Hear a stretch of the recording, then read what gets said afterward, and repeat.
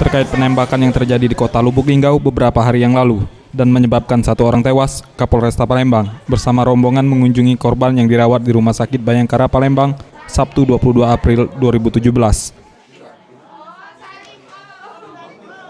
Dalam kunjungannya, Kombes Pol Wahyu Bintono Haribawono menghimbau agar tidak terjadi hal yang serupa. Ia meminta kepada jajarannya yang tengah bertugas dalam mengambil tindakan harus sesuai SOP dan profesional, serta memberikan pengawasan langsung kepada petugas.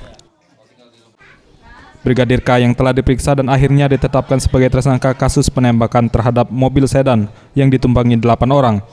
Setelah ditetapkan sebagai tersangka, pelaku langsung ditahan Polda Sumsel dan dikenakan pasal 359 JO 360 KUHP dengan ancaman di atas 5 tahun hukuman penjara.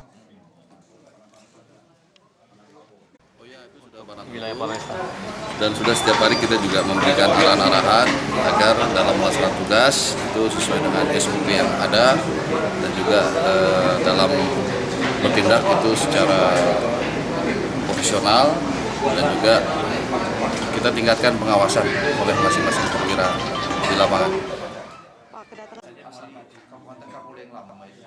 Tim Liputan Sriwijaya TV.